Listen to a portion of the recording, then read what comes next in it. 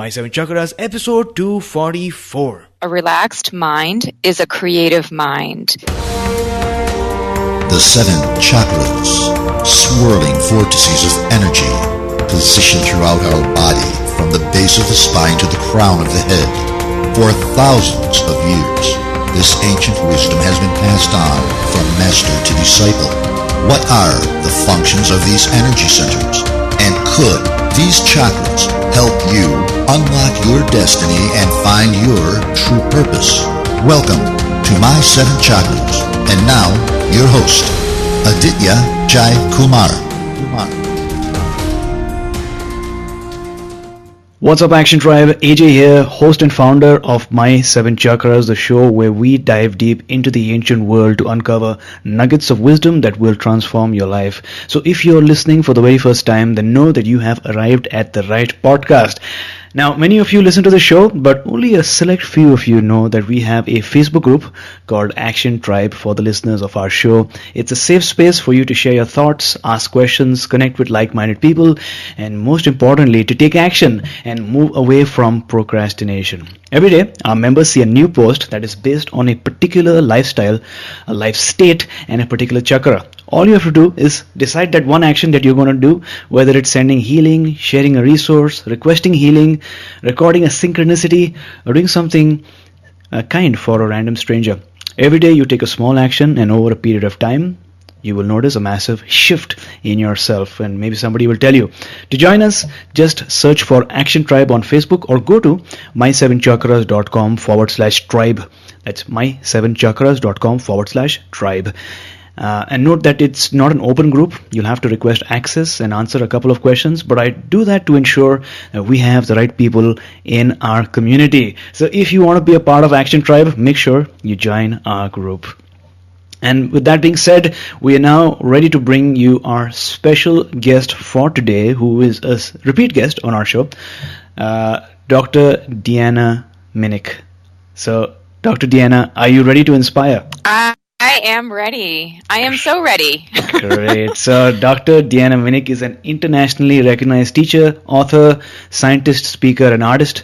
She has more than 20 years of diverse, well-rounded experience in the fields of nutrition and functional medicine, including clinical practice, research, product formulation, writing, and education. Her doctoral research focused on essential fatty acid absorption and metabolism, and a Master of Science degree, MS, allowed her to explore the health benefits of the colorful plant-based carotenoids. She has authored 6 books on health and wellness and over 15 scientific publications. And we're going to talk about 2 of her books today, and we're going to get very deep into not just why you need to do something, but how you can do something, and some stories as well. So it's going to be really exciting. And for listeners who have tuned into our show comparatively recently, this is Dr. Deanna's second appearance on the show. She first appeared way back on episode 58, and today is episode 244. So it's been a while. To listen to that episode first, visit my7chakras.com/58. Once again, that's www.my7chakras.com/58. But if you have already, to continue the conversation, then listen on. So, Deanna, thank you so much for joining me. Oh, it's so great to be here with you. I enjoyed our conversation last time, and I know that we're going to have a great time discussing all kinds of things today. So thank you. Awesome. Yeah, it's definitely going to be a lot of fun. But before diving into the colorful foods and the stories, let's begin with some inspiration. What is your favorite inspirational quote these days, and how do you apply that in your life? Oh my gosh. When you asked me about the quote, the one that I'm going to say for today, since you're asking more like in the present moment, is the one that's on my tea bag. And on my tea bag, it says, a relaxed mind is a creative mind. And the way that applies to me right now, today, is every December, I try to completely shut down in terms of my external activities. So I go on what I call a sabbatical, which is it's a creative journey for me because I get to go on the inside. Things become much more yin. I'm not focused on the outside. Of course, I have certain holidays within this month that I celebrate, but outside of that, and it's also my birthday month. that it's my birthday, it's a sacred month for me. I just really go within. And that to me is like the biggest gift because I don't often get that time. And I really do think that when we are able to go inside, we tap into that creative force, that source that runs through us all, but maybe we're so distracted, and I know I get very distracted sometimes. So this is my month of creativity, relaxation, and introspection. So that's how it ties into the quote. So amazing. I love this quote. A relaxed mind is a creative mind. And only the wise know this, because a lot of people assume that you keep hustling and you keep doing, you get more creative. But truly, like the book I'm reading right now, I'm reading a biography of Leonardo da Vinci, who was a genius. And like yourself, he was connected not only to intuition, but to science as well. But he knew, like you do, the importance of taking that sabbatical, to take that break. Because once you do something creative and then you take a break, you step back, when you come back to it, you're so much more creative, you have a different perspective, and you're able to do so much more in terms of creativity. And of course, because it's your birthday, you need to take a break as well. So thanks a lot for sharing that. You're welcome. Great. So in that case, let's dive in. Deanna, what is the whole detox program? Whole Detox came from a lineage of activities, and I was inspired through many different teachers. So the Whole Detox program is essentially a 21-day program. It's all color-coded, and it's a way to get into your eating and your living through the conduit of color. So that's what it is at the big high level, right? It's really looking at what are your toxic barriers. So are there things in your life that are holding you back? So usually when people think of a detox, they think, I'm going to have to do something specific with food, or I have to go off of sugar, or I have to do juicing, or maybe I'm fasting. And this is not that kind of a detox. This is a detox that was inspired initially through doing nutritional protocols for detox, but then it evolved because I saw that people were evolving through the detox programs that I was doing with them, even though we were just changing their food. And eventually I came to the conclusion that this became my mantra, which was how we eat is how we live, and how we live is how we eat. So when we change how we're eating, we're changing how we're living. And so it's perhaps no surprise that when we undergo some kind of a short-term program to change our eating, that certain transformative changes may occur. We may want to exit relationships, cut them off, stop them because they're not nourishing us. And that could be a job.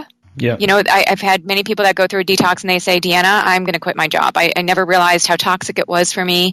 Or Deanna, I'm thinking about getting a divorce, or I'm thinking about breaking up with my boyfriend or girlfriend because I'm just realizing that this is not supportive. So I think people, and in some cases, people enter into relationships or they enter into new jobs because now they're ready. They're ready to have certain things presented to them that are healthy, healing, and whole. So that's really where Whole Detox came from. It came from my work with Dr. Jeffrey Bland and others that I have worked with in the clinical setting doing nutritional detox programs, but seeing that there was a lot more happening underneath the surface and realizing that I needed to somehow put together a program that accounted for all of that stuff. I needed to look at not just what they were eating, but I needed to talk with them about toxic emotions, toxic thoughts, toxic words that we speak, whether or not we're moving. So a stagnation that happens in our life, or maybe we don't have a sense of purpose. So that's what I do with Whole Detox. It's 21 days, and every 3 days we focus on a different theme in our lives. Right. And each of those themes is connected to the chakras. Wonderful. So thanks a lot for that wonderful explanation. There you go, Action Tribe. 21 day, it's a color-coded program, a different theme on a different day, but basically it's breaking through the toxic barriers in your life, but not just in your nutrition, but in different aspects of your life, in your relationships, in your job, so that you not only take into consideration the nutrients, but also the emotions, the thoughts, and the words that sort of define how you live, because as she mentioned, how we eat is how we live, and how we live is how we eat. So there's a strong connection between both of those aspects. So Deanna, how did you first come up with the idea of the Whole Detox? How did it all begin? You sort of alluded to it a bit, but if you could tell me a bit more. Yeah, that requires a little bit more of going back into my history. So I would say that my journey began long ago with food. My mom was a health nut, and I'm going to say health nut very deliberately there because during the 1970s when I was growing up and I was a child, people were really not into health. Mm-hmm. It's kind of like if you started to eat more, were on the fringe, and my mom was eating very healthy. She was pregnant with my brother, and I think something happens when women go through that change of their bodies where now they're thinking about some other life form other than themselves. And so for my mom, it was about food and it was about faith. So I grew up Catholic, and so everything was amped up on food. There was a lot of restriction about what we could eat and what we couldn't eat. And then on the faith side, my mom was a very devout religious person, and she began going to church every morning at 6 a.m. to the Catholic church in our neighborhood. And so something happened to her, and I feel like something happened to me at that age. And the reason why I'm going way back is because even now when I look at what I'm doing, I'm all about science and spirituality. So really I did take what my mom was already imprinting within our family life very early on, and I brought it through in my authentic way. And there's a lot of steps in between there. I mean, at first when my mom was going through this catharsis, I rejected it. Mm-hmm. And I rejected it because I was a preteen. At the time that she was going through this, I was about 8 or 9 years old. So that's not really a good time to be very different when you're trying to be accepted by all your peers and be popular and try to, just be part of the tribe. I didn't feel like I was part of the tribe. I was an outsider. So this caused a lot of different things for me, a lot of overeating, emotional eating, binge eating. And I had a very rough, rocky relationship with my body, with my mood, with my overall sense of self. And so I developed a lot of health conditions, even as a teenager. So I didn't even realize it back then until I got into my 20s, but I had endometriosis. Endometriosis is an inflammatory condition of the uterus. And so the way that changed me was that every month I was debilitated. I had lots of pain. I was like a different person. I would eat differently. My skin was breaking out, lots of gut issues. I had a very nervous stomach, a nervous gut. And so now when I look back, I say, oh my goodness, if I knew what I know now, I wouldn't have had to go through all of that turmoil. Right. But you know what? I do feel like everybody has a path. And even my mom going through that change, I kind of feel like spiritually, I feel like it's all perfect and it's all in the way that it needed to be in order for me to develop how I did. So I went into college, I studied, I was always a nerd, aside from the fact that I was just kind of a nerdy girl and like science. I was pre-med as an undergrad because I was always very curious about the body. Like I was trying to figure myself out. And when I was going to school, we didn't have the internet. So I would go to the library and get all the encyclopedias, carry them home. I would have this huge stack of books. I would sit on my bed. I would read these books trying to figure out what is going on with me. And I remember I was 19 years old. I took my first yoga class, and something changed for me because I didn't grow up talking about yoga. My mom was not into anything that we would consider more esoteric during that time other than her food fads and her religiosity. So for me, when I went to yoga class that one time, the incense, the teacher was in her 60s. It was a dark lit room, not like a traditional yoga class these days where it's bright and it's almost like, you're trying to get a workout. This was not that kind of a yoga class. It was very spiritual. Like she had incense burning. We walked in, there was a reverence, there was a respect, there was a gentleness, there was a humility. And I loved it. I felt it was so familiar for me. I'm like, I need to know more about this. Yeah. So that became my new research study. I got turned on to the chakras. And I would say from that point on, I was always braiding together science because I still had that left brain part of me where I was very logical, down to earth, practical, just want to know how A is going to B is going to C. I just wanted to understand it from kind of my perspective. But then there was something else happening within me, which was I realized that science also had its limitations, that we need to go beyond science sometimes, and not everything is within a study. And oftentimes that study is about going within and creating unification of your mind, your body, your emotions, your heart, all of the essence of who you are, and divining information by connecting in with your source, which is connected to, I believe, a larger source. So something happened for me there, which then eventually threaded into Whole Detox. The element of color that came into Whole Detox very, very strongly, and in fact, all of my work came from when I was in my late 20s, when I was experiencing lots of emotional distress. I was finishing my Ph.D., and it was just lots of long hours, lots of stress, lots of loneliness, and I started painting. And I don't think you know this part of my journey, but I don't know what got into me, because I'm not a painter. I never took an art class or anything like that, but I went to the art store and I bought this big roll of paper and I bought some bright acrylic paints, and I just got on the floor and I started to paint. And it felt so good. And then I was like, oh my gosh, I love this. And some of the people that I was living with in the house, I lived in a student house because, again, I was my PhD.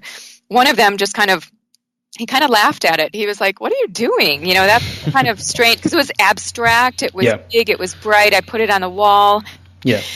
I couldn't explain what was going on, but there was something here in creativity. And even though I knew about yoga and other forms of healing, because I started to open that lens wider, I still had a lot of reproductive health issues. And the endometriosis that I had as a teenager had gotten worse into my 20s and into my 30s, to the point that I had a blocked fallopian tube. And so essentially it was inflamed, it was swelling up with fluid, and I got into painting much more at certain points in my life when I was feeling emotional. And it was my husband, Mark, who said to me one time, it was late, I believe it was a Saturday night, and I was painting, and he says to me, Deanna, I think you're painting your ovaries and your uterus over and over again. And it was like an aha moment for me, where I had no idea that my body could be talking with me through this canvas. And once he said that, it was another moment of unlocking. And I started to paint even more. And I realized that, well, maybe my creativity is a way to heal my own inner physical creativity. And so I just went crazy. I started painting. I turned really into this whole Technicolor world for me. I started seeing people as colors. Just my whole life just took a different spin.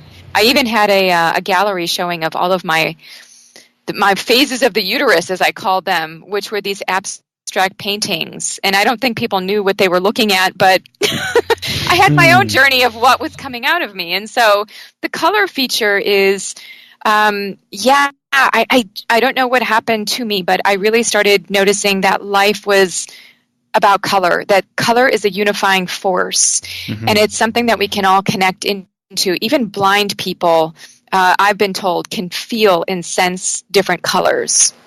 And I feel like it's a universal. There's something about the wavelength, the frequency of colors that connect to us physically and in many other ways. Wonderful. Thanks a lot. And these days I'm really, really loving, and I want to start painting as well, because, Leonardo da Vinci once said that painting should be the highest level of art form, because if you compare painting with poetry, you need 1,000 words to really represent what you could do with a single picture or an image in painting, right? As if you compare painting with sculpture, then painting is more delicate, it's more nuanced. Whereas, especially if a sculpture is, making something, the room might be dirty, or it might be very messy. Whereas for painting, you can just. I think that's what Leonardo said, that even it's a sort of like a gentleman's or a gentlewoman's thing to do, and you don't only need your intuition to be a good painter, but you need your scientific mind as well, because you need to know about lighting, about optics, about different shades, about symmetry. So painting is, like he said, the highest form of art, which is not just art but science as well. So thanks a lot for sharing. Well, let me just say something. I I don't know if I agree with him. Oh, really? You know why? Well, because I kind of feel like for me, painting is, it's the only way that I can remove myself of my logical mind. I'm not a trained painter. And so when I get on the floor and I start painting, it's chaotic, Right. There's paint flying everywhere, and I have no idea what I'm going to end up with when I'm done. Yeah. And one of the things I think that's so important about creativity is that many people have the archetype of the misaligned artist, where they feel like they are an artist, but they can't bring it out to the world because there's this sense of it needs to produce, it needs to be in a certain way. And I really want to say to all of your listeners that each of us is an artist, and all of us have our own creativity, which is unique to us. And I kind of feel like, it can change throughout our lives too, and to really just honor it, even if it seems kind of goofy initially. Like for me, it was really goofy to have like no rhyme or reason and start painting what looked like amoebas on a huge canvas. But I really do feel like creativity, in whatever form it is for anybody, and I see creativity as equal. It's every human's right to be creative in their own way, and I feel like that is the connection to the divine. So I don't know. I would arm wrestle Leonardo on his thoughts a little bit, and I know he's coming from a different time and a place, and he has different skills, and that was his livelihood. But I think these days it's a free for all. I think this is the age of the collective. It's the age of Aquarius, where we are focused on the equality of humankind and each of the gifts that all of us have to bring to helping the entire world. And so our gift is our sense of creative flow, is my thinking. Absolutely. No, I totally get it. And I think when he made that statement, he was a very experienced painter, and of course he had to start somewhere, right? And for all you know, he might have said this to attract some patrons like the Medicis, to support him so that he can get some more paintings. So who knows? But Deanna, there are so many weight loss programs out there and diet programs as well that you might have seen over the years. They are not made for everyone. People try, they struggle, yet they don't see the results that they want. What's the challenge with some of the programs out there, whether it's for weight loss or for dieting? We have to look at why people need to lose weight to begin with. And, I'm a little bit of a rebel. And so I say, I don't even like to talk about whole detox for losing weight, because I feel like there's much more beneath the surface of what it means to feel right in your body, to feel good in your body, to feel aligned in your body. And I think it starts there. If we look at the chakra system, our root chakra is all about a sense of identity, a sense of foundation, a sense of self, being safe, feeling secure, having a sense of tribe.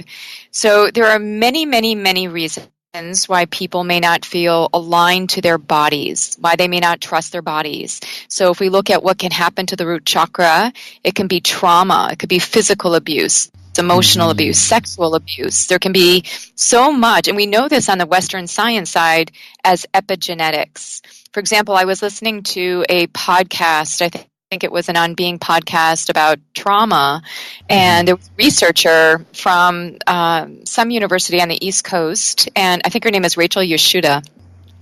And she was studying Holocaust victims and their children. And what she found was that the children of the Holocaust survivors were actually more fragile and more susceptible to some of the stressful responses than the Holocaust victims themselves, which I thought was interesting. It's almost like, we carry through a lineage, an epigenetic lineage of whatever our ancestry has experienced. So we don't know how far back we're carrying the threads of trauma or carrying the threads of eating. I even think of, I'm part Swedish, and so I think of the Swedish famine. I'm also part Irish. I think of the Irish famine, and I think of famine in general and all of the studies on famine and how it can change people's propensity to eat, and their changes in appetite, their changes in signaling and sensations as it relates to hunger.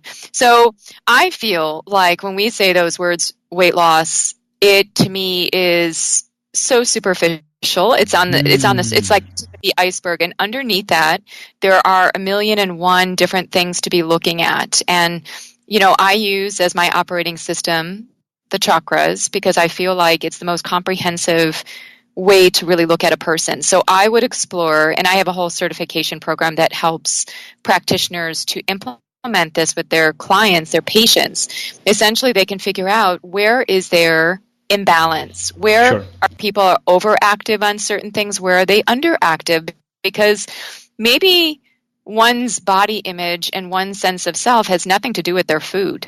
Maybe there's something about self-love. Maybe there's something about speaking their truth. Maybe there's something about their work-life balance. So it can maybe connect into food, but I think that we're always looking for the magic bullet. I call it the shiny object syndrome, SOS. It's like that we always move to the next thing. It's like, okay, we look to the outside, it's almost as a distraction for what the real deep inner issues are that need some chiseling away. For example, so I'm a little bit different in how I position weight loss. I don't feel like it's a cookbook approach. In fact, this is the age, as you know, of personalized nutrition. Everybody is different. Their genes are different. Their environment is different. Their thoughts are different. I was just listening to a great TED radio hour yesterday called Big Data Revolution. And what's happening is that we're constantly collecting data on ourselves. Maybe we are not, but data is being collected on us if we're on the internet.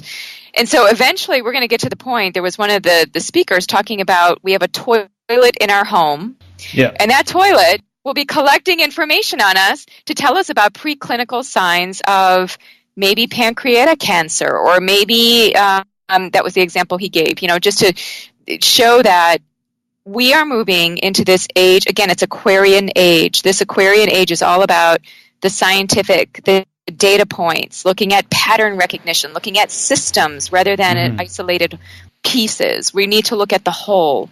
And that is exactly what is happening in this day and age. We are witnessing a data revolution. And so when you ask about weight loss, I go there. I go into personalization, I go into data collection, I go into personal growth issues and epigenetics, and I say that it's not an easy follow my 21-day program and you'll become a different person.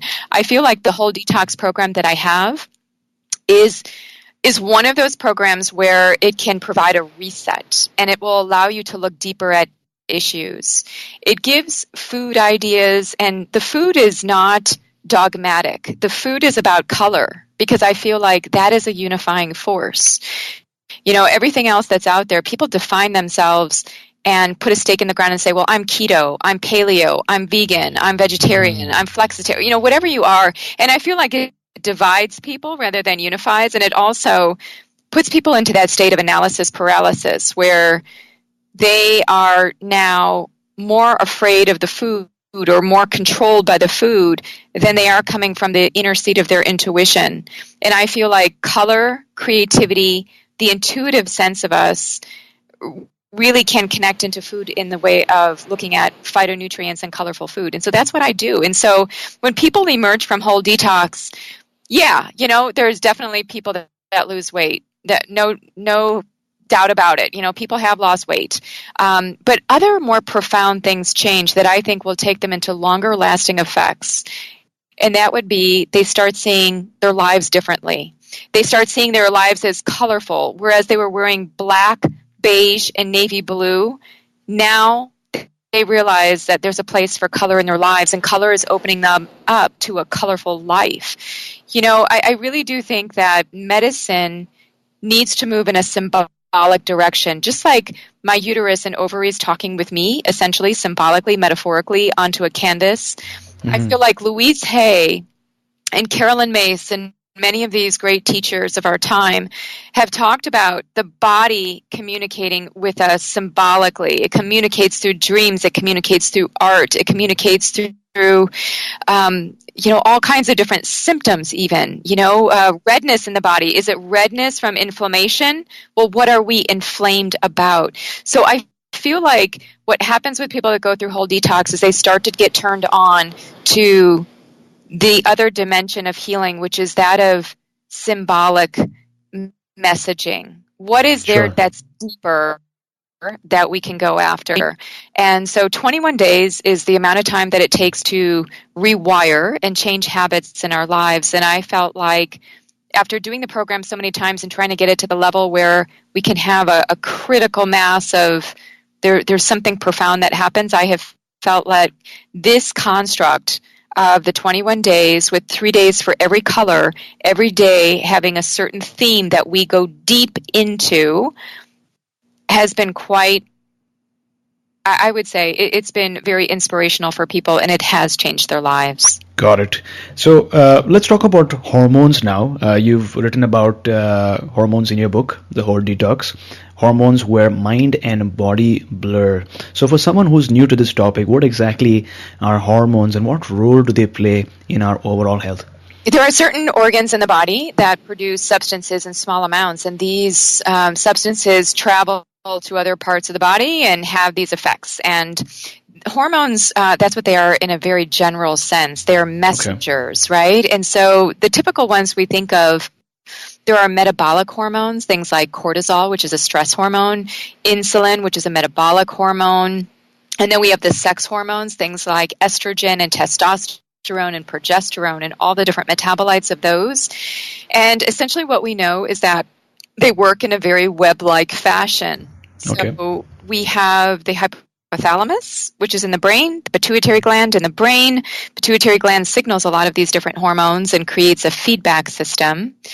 So to me, hormones are the messengers. They are the dot connectors. They are connecting the different organ systems, the different systems of health. And in fact, if you look at the chakra system, it's essentially the endocrine system, and the endocrine system is what produces hormones. So when I think of the root chakra, I think of the adrenal glands, which produce cortisol. When I think of the sacral chakra, I think of the testes in men and the ovaries in women, which produce testosterone and progesterone respectively. Then you've got the solar plexus chakra, which is the pancreas, which produces all of the metabolic insulinogenic hormones. So even insulin is produced there, right? And so we go from there. So essentially, to me, hormones are if we look at it symbolically, they're divine messengers of interconnecting the body and our non-physical self. You know, they kind of ride the line between physiological signals and psychological messages. So that's how I see hormones. They're really a body-mind interface. Got it. Love that definition. Now, also, you speak about the 7 systems of health in your book, right? Which are very similar to your description of the chakras. So could we go through them for the benefit of our listeners? Awesome. Absolutely. I did use the chakra system as the overarching template, but then I started to add to it, and I added to it based on my own experience with people and seeing patterns, and also just my own intuition, you know. And so it's not straight line to any chakra belief system or anything like that. Yeah. But so essentially, the 7 systems, I'm going to work you starting at the root chakra, which I call the root, and I call it the root system of health, actually. It's the color red. I designate it with the square. And if you think of a square, it's very stable, it's sound, it's safe, it's like a house. And so I'll just briefly tell you the physiology, psychology, and then food. So the physiology would be things in the body that give us a sense of structure and definition. So everything from our DNA to the protein structures in our body. So our muscles, our skin, our hair, our nails. I mean, essentially, we're like one big walking structure. And if we didn't have our structure, we would be jelly, right? We'd just be a lot of fluid. So we need the root. I always start with the root. Anytime anybody has any health issue, I always go into the root. And most people, I've surveyed thousands of people now with the questionnaire that I have in the Whole Detox book. Most people have a root issue. So they have an issue about their identity. They have issues with their tribe and not feeling supported. That's like one of the biggest things I think of why people can't sustain health changes is because they don't have an infrastructure for support. Stress response, the adrenal glands, the fight or flight, having to survive on the physical sense. So that's the physiology. And then I've already been mentioning the psychology. I'll just bucket it into three things: safety, survival, and tribe. So think of somebody who's overactive or underactive on any of those, and that could tell you about if there's imbalance. Mm-hmm. So what I did back in 2009 was when I wrote Chakra Foods, I basically was sensing from pattern recognition of seeing people what kinds of foods, what colors of foods might help these individual systems of the body. So for the root, it's all about protein. It's like you got to ground, you've got to feel stable. Sugar is the antithesis of that. That puts you out and dissociates. So you need protein, and that levels off. I mean, even scientifically, it's leveling your blood sugar. You feel much more steady, you feel in your body, you feel centered and focused. And coincidentally, a lot of these red-colored foods, and when I'm talking about red-colored foods, primarily I'm talking about plant-based foods, although we could say red meat. These red-colored foods contain phytonutrients that help the different physiological systems and connections into this root system.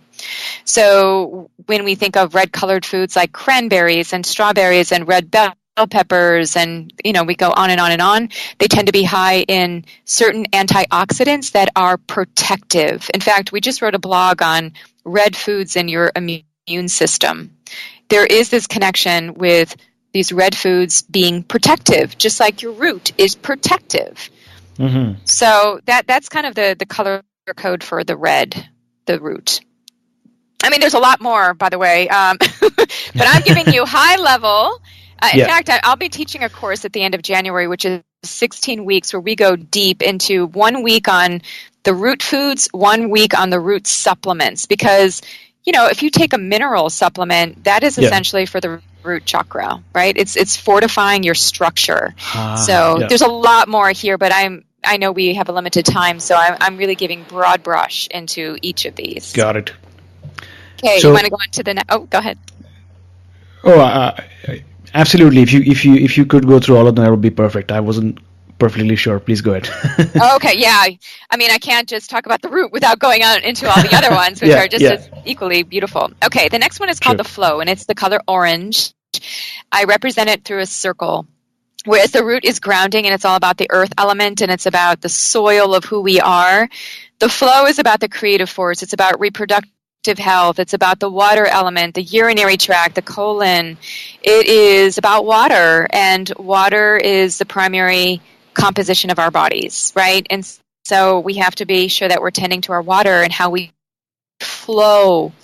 And so that's what was going on for me with endometriosis, is I wasn't flowing. I had a lot of feeling stuck, feeling strict, had a very strict upbringing with especially my parents' faith and going to Catholic school all my life.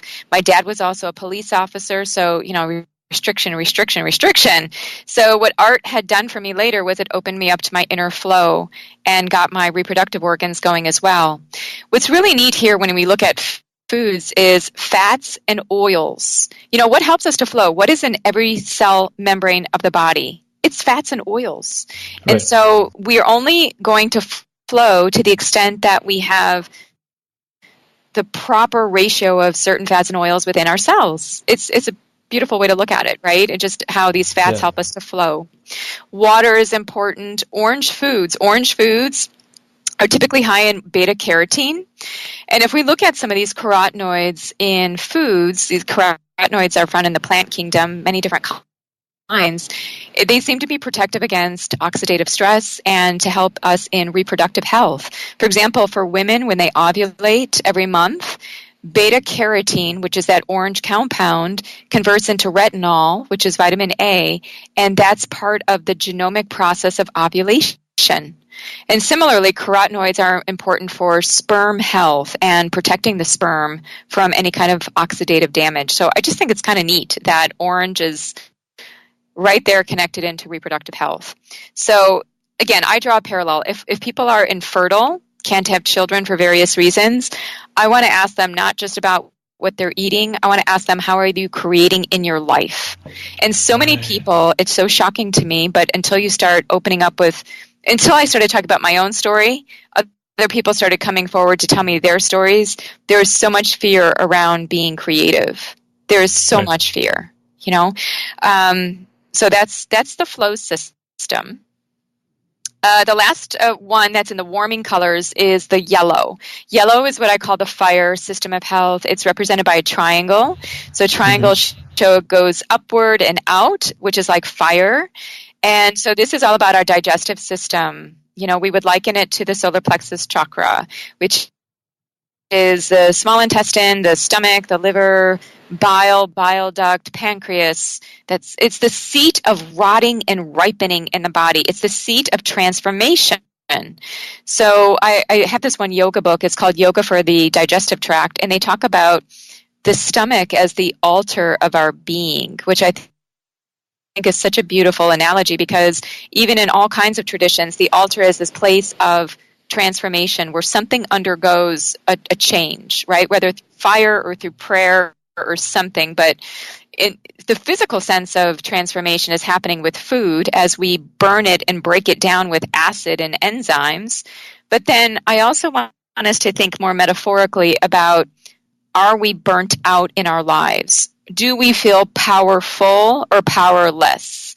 Do we feel energized or lacking energy? Because this is the place of us that takes things in. And that's why I'm going into hibernation for the month of December, because I'm getting my fire. I'm replenishing my fire, right? Because we only have so much energy.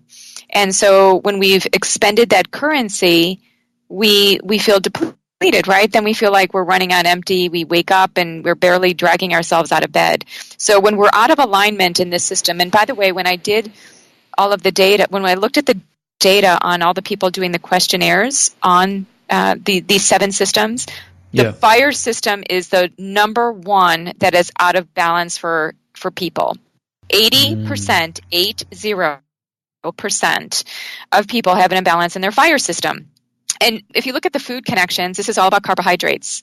So what are we so out of alignment with food? Sugar! It's like we're trying to metaphorically get back our fire, our energy, and we're doing that through these external sources, like trying to live faster, trying to get more done. And the way that we're trying to do that is with caffeine and with sugar and sometimes with alcohol. We're modulating our fire with these 3 things. And as you can tell, it's not working.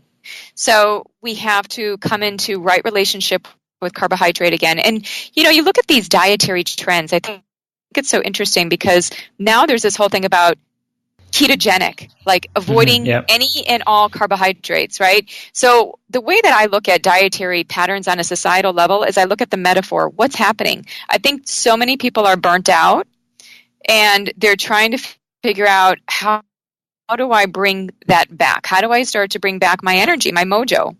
So I'm much more of a spectrum person. I'm not an all or nothing where I say, let's cast out all carbohydrate, because vegetables are carbohydrate. I would never want us to take out vegetable.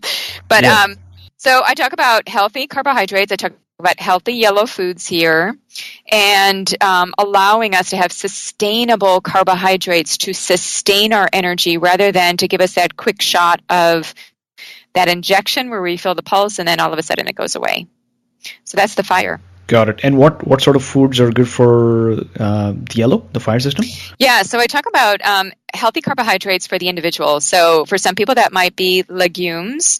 It might be soluble fiber sources that we find in certain fruits and vegetables, because soluble fiber is really good for slowing the release of sugar into the bloodstream. Different people react differently to different whole grains. I think about lemons. I think about ginger. I think about different spices. And this is a warming center of the body. And so I also focus on how people cook their foods. And believe it or not, we eat far too many yellow, overcooked foods that are unhealthy for us. So sometimes it's not even injecting more yellow foods, it's taking back and balancing that a little bit with some other colors. So in the Rainbow Diet, my next book, which comes out January 1st, 2018, I am talking about things like overcooking foods and how do we come into better relationship with even how we apply heat and fire to our foods. So what do you think? Those are the three warming colors. Those are primarily the physical body colors. And as we go up, much like the chakra system, things become a little bit less as grounded in the physical and more in the non-physical. It's amazing. The fact that you mentioned that we're sort of trying to modulate our fire using external stuff like caffeine, sugar, and alcohol as well. Whereas what we should be doing is looking in other places like legumes, whole grains, lemon. What I'm thinking is also haldi with milk, which is also yellow, which I'm guessing is much better as compared to all these other things. Right. And one of the things that I teach in the Certified Food and Spirit Practitioner program is that if we have an overactive system, so let's just say that our fire is overactive, we look to the systems on either side. So in this case, we'd look at our flow, we'd look at orange, we'd look at the fats and oils, and we'd also look at the one on top, which is green, the green system of health, which we're going to talk about now. So the way to create balance in this spectrum is to utilize the other colors to bring into balance the one that's out of balance. So sometimes it's not only just drilling into that one color, trying to make it right with that color. It's an interconnected web and a system on its own. And so we can leverage the other pieces to bring in balance. So green is the next one, and I call it the love. It's represented by a diamond, and a diamond, if you look at the top of the diamond, the pointing up, going to spirit, going up and out, and the lower diamond pointing to the body. And so the heart chakra is really a very interesting place. It's a divining rod. It's the place between heaven and earth, metaphorically. And so we meet here, and there is this sense of air, the air element. We look at the heart and the lungs, the breath, and bringing in the breath in order to invigorate the blood. So there is this sense of, again, the mystery of life, seeing the cardiovascular together with the chi brought in through air of the respiratory system, and looking at the marriage of the two. So we look in that part of the body, the chest, the breast, the arms, the hands, that upper body, which gets very tense for many people. Sometimes I can just tell if somebody has an issue by looking at their bodies.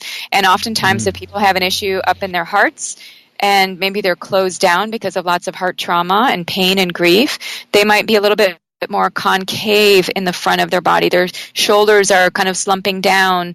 Their back is a little bit more arched. I can also tell by where people put weight on in their bodies, where there could be some sense of imbalance, or at least the energy is there. So here we have compassion. The key word that I associate with the love system is expansion.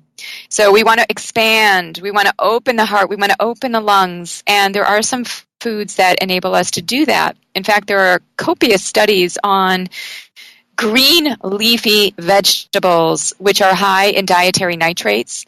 And nitrates, when they're found in the plant kingdom, when we take them in and digest, it can help us produce nitric oxide. And nitric oxide is a gas that helps to create an opening in the blood vessels. So then we feel relaxed. I mean, that's really what we want to do. The green heals the heart. And there are even some studies showing that being in green light, in my book, Whole Detox, I spend every chapter going through the color as it connects to the system. So people will see the science, because I looked into the science of orange. I looked into the science of yellow. What does it say? If we're drawn to a color, is it telling us something, right? So green is symbolic in the plant kingdom. There's if you look at the planet Earth, what are the colors that we see? Green is a huge one. Obviously, we're supposed to have lots of green. So that is what I consider the heart is a healing place. It's to create harmony. It's to create more expansion so that we can give to others, but then also be able to serve ourselves in that process. Got it. Okay. And I know that I'm going to go through the last three a little bit faster. The next one is the truth system, which is represented by the color aquamarine. And it's the star. The star has 5 points. This is the fifth system. And when I think of a star, I think of a star on the stage, somebody who speaks and illuminates something. And so this is what calls us to speak our truth. And so many people are really struggling with this. You think about the thyroid gland here, the throat, the mouth, the ears, the nose, the cheeks, the teeth, and how we take. It's not just the foods that nourish this place of us, because there are certain foods that feed the thyroid gland. If we think of sea plants and different nutrients like vitamin A and iodine, but it's also how we take things in and how we give things out. This is what I call the upper birth canal of the body. So for women, we have a lower birth canal. Everybody has an upper birth canal, and this births our heart's passions through speech, through communication. So when we want to heal this center, we look at what are we saying, and this is why in Whole Detox, we have these truth day. I call it the truth system, and so we talk about what is our truth. Are we speaking our truth? What words are we saying? How do we eat? Are we eating fast and on the run? One of the best ways to know how we're living is to look at how we're eating. And so we're eating in our cars, dashboard dining. So this this is a mindfulness place. This is a place of intention and awareness. The next one is called the insight.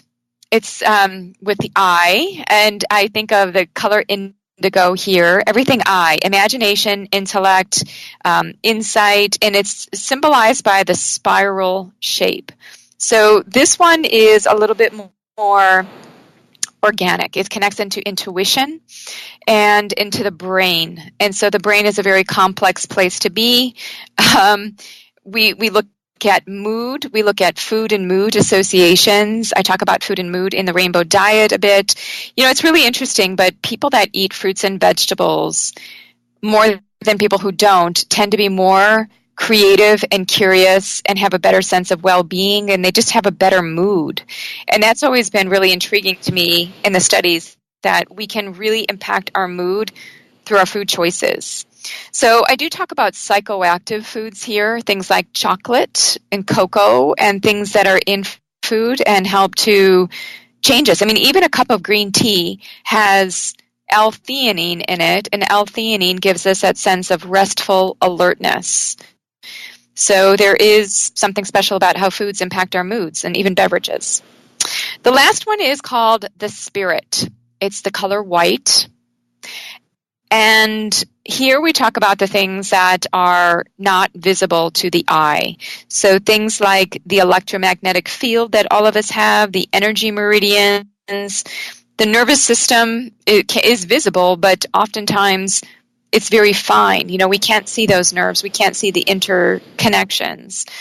I also connect this into light, into the system of light, and how we are truly beings. I mean, there's so much right now on blue light and melatonin. We look at the gland here is the pineal gland. And so when I think of this place, I think of cleansing. I think of detox. I think of what is our sense of purpose and meaning in life. You know, there's a spiritual sense, something that's high level, but then it's also, how do we let go of the physical in order to recognize more of the spiritual? And so that's why doing a detox, you know, so many people say to me, they say, Deanna, detox, that's such a strange word, and I just don't believe in a detox. And I said, and I say back to them, if you look at the traditions in medicine and in spiritual practices since humans came into being, I mean, look at medicine. We always thought it was something, the ancient Greeks and Romans would apply leeches to the body in order to extract the humors, or they would bleed people in some way because they felt that there was something unclean in the body. When you look at spiritual and religious practices, Native Americans using a sweat lodge, you know, you go into the darkness, you sweat, or even within the Catholic faith that I grew up in, you go to the priest to tell your sins. There's incense, there are candles. The Hindu tradition, same thing, all the different gods and goddesses to help you to really work with, whether it's Shiva and destroying and transforming. I mean, we are wired to be cleansing who we are physically. The body is a temple. And unfortunately, I don't think a lot of, whether different practices bring this to light enough.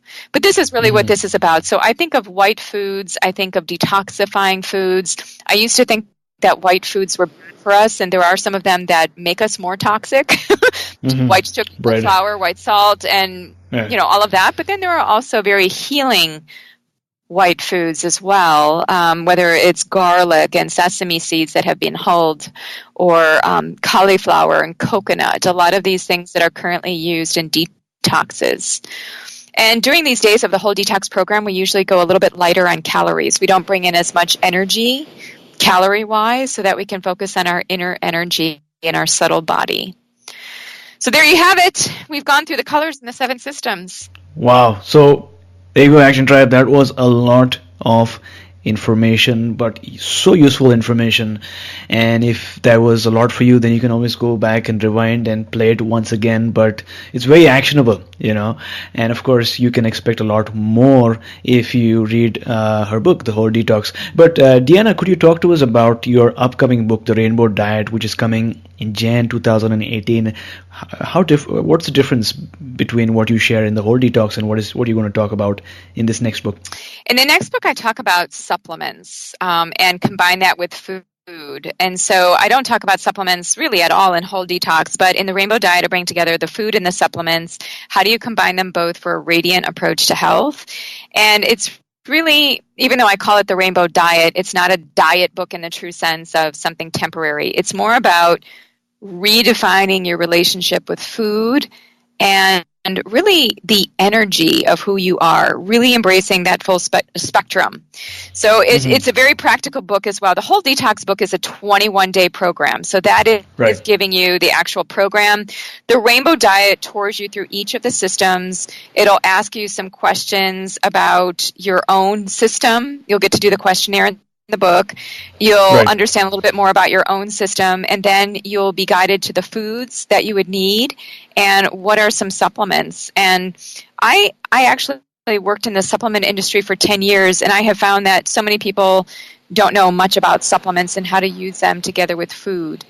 So I talk about the energetics of the variety of different dietary supplements in the Rainbow Diet. Wonderful. I'm really excited for its launch.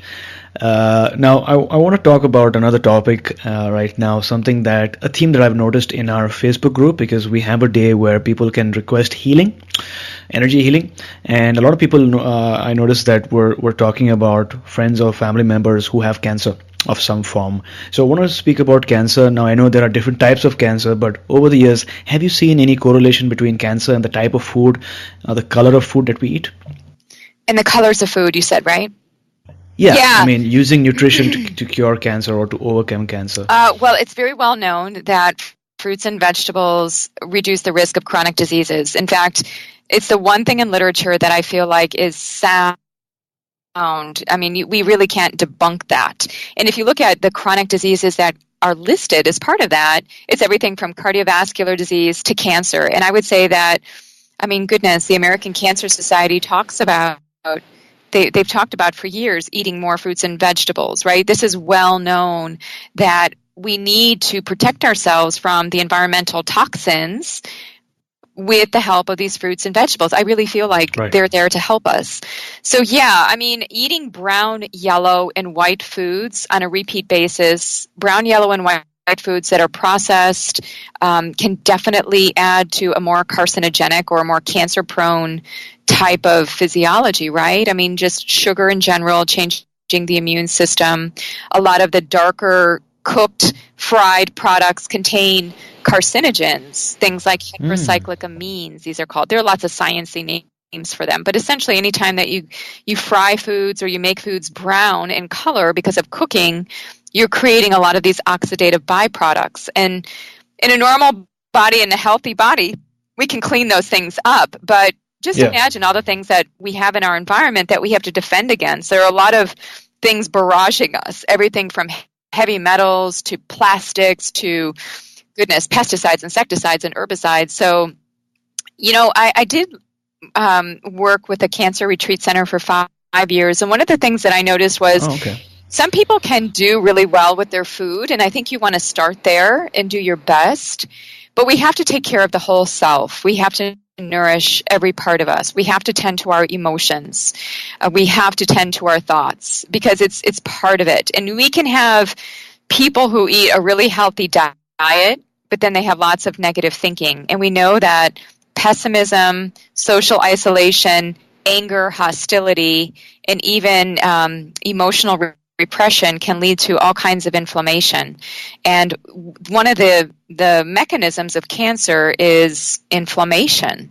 So we can't, I mean, food is a great place to start. It's our bedrock, it's our foundation, it's our root. But you know what? We've got to look at so many other things. And what I would say too is, being that we're learning more about genes, it makes so much sense to get your genes typed, figure out what you've got going on there, because there can be certain nutrients and certain supplements you can take to override the inefficiency of a certain gene variant. So when you say that, are you referring to the gene test that companies like Ancestry.com and some of them do? Or well, Ancestry.com, I mean, I'm not sure. I'm thinking like 23andMe. So 23andMe does hundreds, if not millions, of different gene variants. But then you have to work with a practitioner who understands this gobbledygook, because it's a lot of code, and 23andMe doesn't give you a lot of the interpretation anymore. So what you have to do is you take your file, which you would own through 23andMe, and then you have to run it through other programs and work with a functional medicine or integrative health practitioner, or even a medical geneticist. There are various companies now that do this kind of work that can sit down with you. There's a nice website called Nutra Hacker, Nutra Hacker. You put in your 23andMe data, and it'll give you some sense of certain things to eat and some things not to eat. But it's not a complete picture. I mean, really and truly, you've got to work. I mean, this is serious stuff. We're talking your genes, and your genes are interacting every day. So if you've got the wrong, if you're interpreting something incorrectly, it can really take you down a different path. So you want to work with somebody who's really skilled in that. Absolutely. Well, thanks a lot for sharing. Action Tribe, it's the age of the Aquarius. It's all about data. It's all about insights. It's all about personalization, and that's what's happening with technology.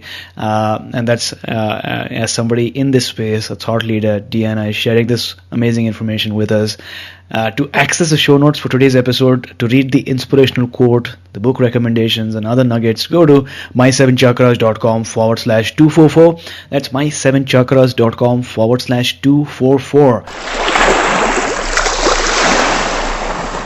And so far, I hope our session so far has made you think about certain aspects of your life and has given you a new hope for change, because change is always there. You just have to decide. And the more that I experience life, the more I realize that the key to attracting things and experiences into your life is to realize that you have more than you need right now.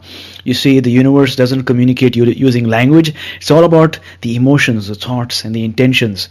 The more desperately you look for goals, the more harder it becomes to really attract them. Right? It's like two magnets of the same pole. But on the other hand, the more grateful you are with what you have, the more you focus on the process rather than the outcome, the more you focus on service rather than wanting, the universe automatically sees you as a conduit to getting things done on earth.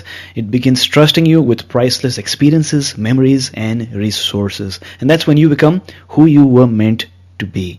And just like Lao Tzu said thousands of years back, be content with what you have, rejoice in the way things are. When you realize there is nothing lacking, the whole world belongs to you. So, Deanna, what is your life purpose as on today? My life purpose is to help others to be on path to being healthier and happier, and to serve them in that way. Through information and inspiration, I would say. Awesome. Thanks a lot for sharing. And with that, we've arrived at the last round for today, which is called the Wisdom Round.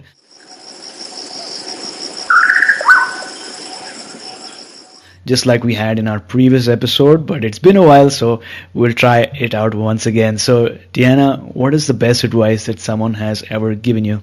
Okay, I think it's my dad and my mom have both said this to me. They have told me not to care so much what other people think about me. And I really like that. Not that we have to be inconsiderate, but that we shouldn't have to focus so much on external validation. So, live your authentic life. Name one personal habit that keeps you strong and keeps you going. Stillness and silence, having some alone time. Got it. And what is your morning routine like these days? Do you have a morning routine? I'm a person that's all about shaking up routine because I feel like we get into ruts and we do the same thing every day. And so my morning routine is to not have a routine.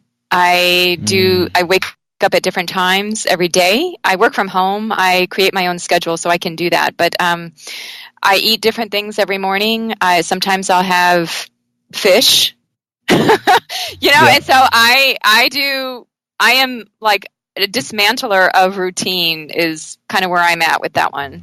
Got it. Try something else out every day. Break your routine. Great. So name one book that you'd like to recommend for our listeners today. Okay.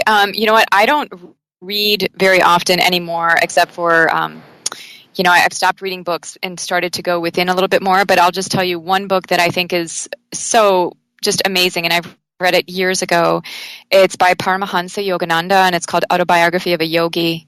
That book really changed my life. I read that about 15 years ago, and I probably would be up for reading it again if I go on vacation anytime soon. Wonderful. So Action Tribe, if you want this book for free, that means you don't have to read the book, but if you want to start listening to the book, then listeners of the show have that opportunity because audible.com is offering our tribe, our group, one free audiobook download with a free 30-day trial so that you can get to check out their service now. You should do that! Oh, that's great. Do Autobiography of a Yogi for sure.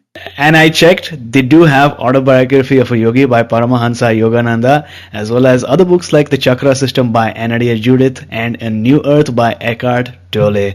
To download your free audiobook today, go to my7chakras.com/free book. Once again, that's my7chakras.com/free book. And just like this podcast, you can start listening to that amazing book that Deanna recommends. So, Deanna, thank you so much for joining us today. Once again, before you go, tell us one thing that you're grateful for and how we can find you online. I'm grateful for my eyesight, for my health. This is something I'm very privileged to have, and so many things I'm grateful for, but I'll just say that one.